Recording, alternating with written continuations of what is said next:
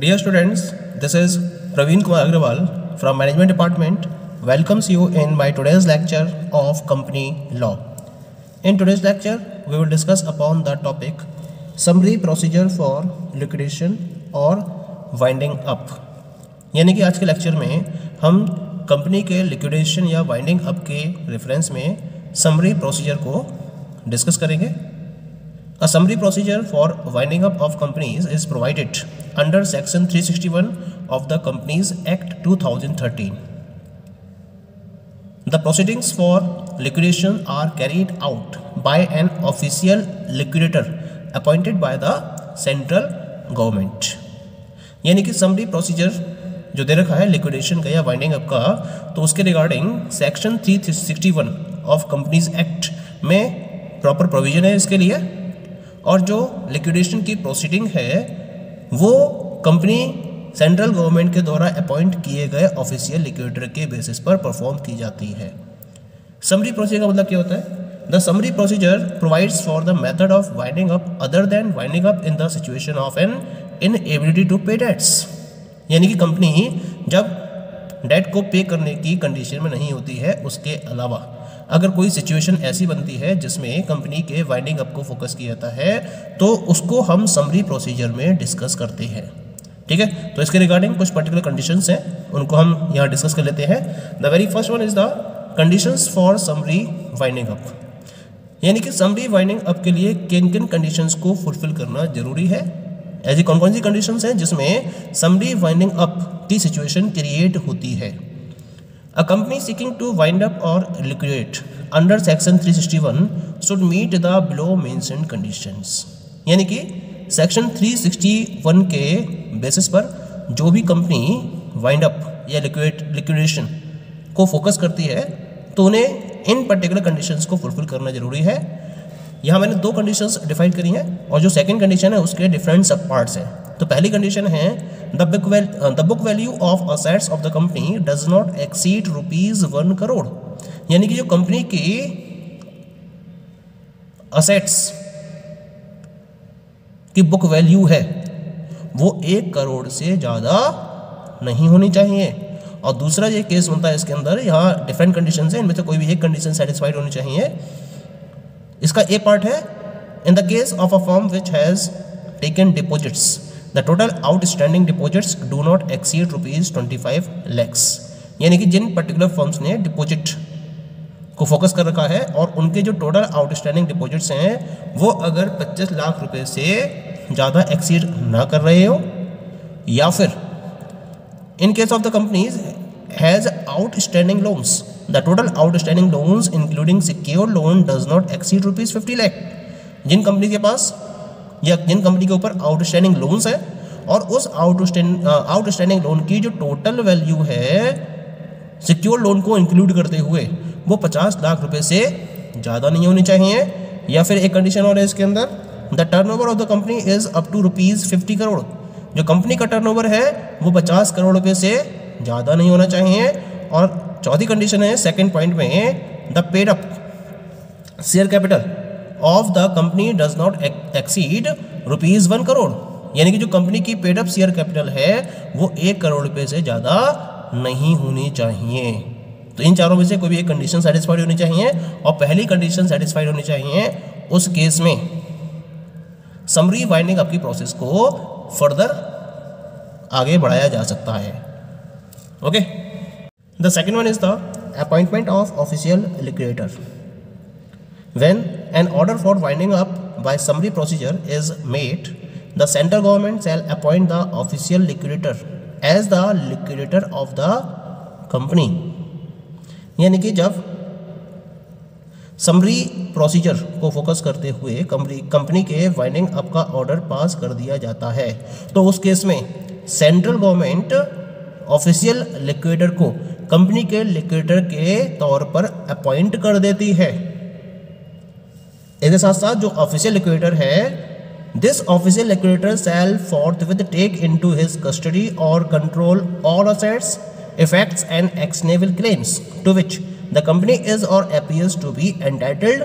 यानी कि जैसे ही कंपनी के लिक्विडेटर के तौर पर ऑफिशियल लिक्विडेटर को अपॉइंट किया जाएगा, वो ऑफिशियल लिक्विडेटर कंपनी की सारी असेट्स, उसके इफेक्ट्स और जो भी इसके एक्शनेबल क्लेम्स हैं जिसके लिए कंपनी एंटाइटल्ड है उन्हें अपनी कस्टडी या फिर अपने कंट्रोल में ले लेगा। ठीक है। Third one is the submitting report. Official liquidator shall within 30 days of his appointment submit a report to the central government in such manner and form as may be prescribed, including a report of fraud if any। यानी कि जिस दिन उसका appointment हो जाता है as an official liquidator, उसके 30 दिन के अंदर अंदर ये जो ऑफिशियल लिक्विडेटर है वो कंपनी के रिगार्डिंग एक कंप्लीट रिपोर्ट को तैयार करेगा और इसको सेंट्रल गवर्नमेंट को सबमिट करेगा। जिस पर्टिकुलर मैनर और जिस फॉर्म में इसको प्रिस्क्राइब्ड किया गया है उसी मैनर और फॉर्म में इसे इसकी रिपोर्ट सेंट्रल गवर्नमेंट को सबमिट करनी होती है। और इसके साथ साथ वो ये भी देखता है कि अगर कोई फ्रॉड किया गया है तो उस फ्रॉड के रिलेशन में भी एक रिपोर्ट तैयार करके ये सेंट्रल गवर्नमेंट के पास सबमिट कर देता है। ठीक है। Next one is the action by central government in case of fraud. एक बार जब रिपोर्ट सेंट्रल गवर्नमेंट के पास पहुंच जाती है तो सेंट्रल गवर्नमेंट इस रिपोर्ट को अच्छी तरीके से स्टडी करती है और इसको स्टडी करने के बाद अगर गवर्नमेंट को या सेंट्रल गवर्नमेंट को ये लगता है कि कोई पर्टिकुलर फ्रॉड कमिट किया गया है बाय द प्रमोटर्स, डायरेक्टर्स और ऑफिसर्स ऑफ द कंपनी, यानी कि कंपनी के प्रमोटर्स की तरफ से या डायरेक्टर्स की तरफ से या कंपनी के किसी भी ऑफिसर की तरफ से कोई भी फ्रॉड कंपनी के ऑपरेशंस को कंडक्ट करते समय या उसके फॉर्मेशन के समय किया गया है कोई फ्रॉड, तो उसके रिगार्डिंग ये क्या करेगी, it may direct further investigation into the affairs of the company, यानी कि कंपनी के अफेयर्स में ये फर्दर इन्वेस्टिगेशन को डायरेक्ट करेगी, उसकी डायरेक्शन देगी कि प्रॉपरली कंपनी के अफेयर्स को इन्वेस्टिगेट किया जाए। इसके regarding proper directions central government की तरफ से प्रोवाइड किए जाते हैं। ठीक है। Next one is the winding up order. After considering the investigation report the central government may order that winding up by the tribunal may be proceed, यानी कि एक बार जब इन्वेस्टिगेशन रिपोर्ट को प्रॉपर्ली कंसीडर कर लिया जाता है सेंट्रल गवर्नमेंट के द्वारा, तो सेंट्रल गवर्नमेंट ये ऑर्डर दे सकती है कि ट्रिब्यूनल के बिहाफ पर वाइंडिंग अप के प्रोसीजर को कंटिन्यू किया जाना चाहिए, यानी कि अब कंपनी के वाइंडिंग अप का समय आ गया है और this particular action will be, और इसके रिगार्डिंग जो भी ऑर्डर्स हैं वो ट्रिब्यूनल की तरफ से पास किए जाए, ऐसा ऑर्डर सेंट्रल गवर्नमेंट दे सकती है। ठीक। The next one is the sale of assets and recovery of debts. The official liquidator shall dispose of all the assets of the company whether movable or immovable within 60 days of his appointment, यानी कि अपने appointment के 60 दिन के अंदर अंदर ये जो ऑफिशियल लिक्विडेटर है ये कंपनी की असेट्स को कम्प्लीटली डिस्पोज ऑफ कर देता है, चाहे वो मूवेबल असेट्स है या फिर मूवेबल या फिर इमूवेबल असेट्स हैं। दोनों ही टाइप की असेट्स को पहले रियलाइज़ किया जाता है और रियलाइज़ करने के बाद जो ऑफिशियल लिक्विडेटर है वो इनको डिस्पोज ऑफ कर देगा, और डिस्पोज ऑफ करने के बाद जो भी अमाउंट रिसीव किया जाएगा उसके बेसिस पर ये ऑफिशियल लिक्विडेटर जो भी इसके क्रेडिटर्स है उनके पेमेंट के लिए प्रोसीजर को आगे बढ़ाएगा, और इसके लिए he shall serve a notice within 30 days of his appointment calling upon the debtors of the companies और the contributories to deposit within 30 days with him the amount payable to the company. लेकिन इससे पहले ये official liquidator क्या करेगा, अपने appointment के 30 दिन के अंदर अंदर कंपनी के जितने भी डेटर्स हैं या कॉन्ट्रीब्यूटरीज हैं जिनको कंपनी को अमाउंट देना है या जिनसे कंपनी को अमाउंट रिसीव करना है उन्हें एक नोटिस देगा कि 30 दिन के अंदर अंदर वो क्या करे, जो भी कंपनी को उन्हें अमाउंट पे करनी है वो उन्हें पे करे। ऐसा नोटिस वो इन पर्टिकुलर पर्सन्स को प्रोवाइड करेगा। अगर ये पर्सन्स 30 दिन के अंदर अंदर अमाउंट पे नहीं करते हैं तो इसके रिगार्डिंग प्रॉपर इन्फॉर्मेशन ये सेंट्रल गवर्नमेंट के पास भेजेगा, और फिर जो एक्शन सेंट्रल गवर्नमेंट की तरफ से लिया जाएगा उसी को फॉलो करते हुए ये अपनी कार्यवाही को आगे बढ़ाएगा। ठीक है। Next one is the settlement of claims. अब क्लेम्स के सेटलमेंट की बारी आती है। The official liquidator within 30 days of his appointment shall call upon the creditors of the company to prove their claims in such manner and form as may be prescribed. They shall be required to prove their claims within 30 days of the receipt of such all. यानी कि आप क्या करेगा, official liquidator अपने appointment के 30 दिन के अंदर अंदर जो कंपनी के क्रिएटर्स हैं उनको कॉल करेगा और कॉल करने के बाद उनसे कहेगा कि भाई जो भी आपके क्लेम्स हैं जिस मैनर और फॉर्म में प्रिस्क्राइब किए गए हैं उस मैनर में आप अपने क्लेम को प्रूव करिए और अपने क्लेम को आपको ये नोटिस मिलने के 30 दिन के अंदर अंदर प्रूफ कर देना है। अगर 30 दिन के अंदर प्रूफ कर दिया तब तो उन्हें उनका जो अमाउंट है वो वापस दे दिया जाता है कंपनी लिक्विडेटर की तरफ से, यानी कि उनकी क्लेम का सेटलमेंट कर दिया जाता है। लेकिन अगर 30 दिन के बाद वो आएंगे तो उनके सेटलमेंट को क्लेम करने की कोई भी गारंटी उसकी तरफ से नहीं ली जाती है।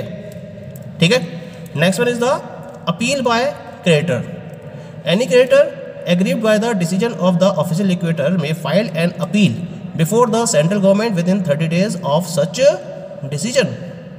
यानी कि मान लीजिए कोई ऐसा क्रेडिटर है जो ऑफिशियल लिक्विडेटर के डिसीजन से सेटिस्फाइड नहीं है, तो उस केस में क्या कर सकता है, सेंट्रल गवर्नमेंट को एक अपील फाइल कर सकता है, वो भी इस डिसीजन के 30 दिन के अंदर अंदर। लेकिन उसे सेंट्रल गवर्नमेंट को एक अपील फाइल करनी होगी। उसका क्या होगा, जो सेंट्रल गवर्नमेंट है वो ऑफिशियल लिक्विडेटर से रिपोर्ट की कॉलिंग करेगी, रिपोर्ट मंगवाएगी और उसके बाद अपना डिसीजन फॉलो करेगी। या तो वो अपील को डिसमिस कर देगी अगर उसे लगता है कि ऑफिशियल लिक्विडेटर ने सही डिसीजन लिया है, या फिर क्या करेगी, वो ऑफिशियल लिक्विडेटर के डिसीजन को प्रॉपर्ली मॉडिफाई कर देगी। अगर उसे लगता है कि ऑफिशियल लिक्विडेटर ने सही डिसीजन नहीं लिया है तो वो उसके डिसीजन को मॉडिफाई कर देगी। इसके बाद क्या होगा, जो ऑफिशियल लिक्विडेटर है उसको उन पर्टिकुलर क्रेडिटर के पेमेंट को फाइनलाइज करना होगा, या जो भी उनके क्लेम्स है उनको प्रॉपर्ली सेटल करना होगा, जैसा कि उसको सेंट्रल गवर्नमेंट के द्वारा डायरेक्शंस या इंस्ट्रक्शंस दिए गए हैं उसके अकॉर्डिंग। तो ये प्रोसीजर रहता है if there is a appeal made by the creditor. The last one is the order of dissolution of company. The official liquidator shall, if he is satisfied that the company is finally wound up, submit a final report to the central government and tribunal.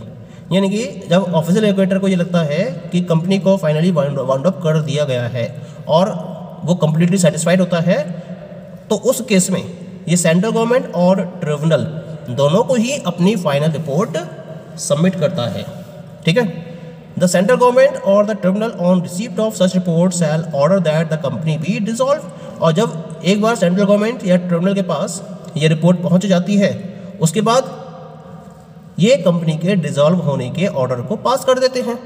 और जैसे ही ये order pass कर दिया जाता है, इसकी copy registrar को send कर दी जाती है। और ये रजिस्ट्रार क्या करेगा, ये रजिस्ट्रार कंपनी के नेम को कंपनी के रजिस्टर में से हटा देगा, स्ट्राइक ऑफ कर देगा उसके नाम को, और इसके रिगार्डिंग एक नोटिफिकेशन जारी करेगा कि इस पर्टिकुलर इफेक्ट या इस पर्टिकुलर ऑर्डर के बाद से कंपनी को डिसॉल्व कर दिया गया है। और इस तरह से फाइनली कंपनी डिसॉल्व हो जाती है। Okay, thank you.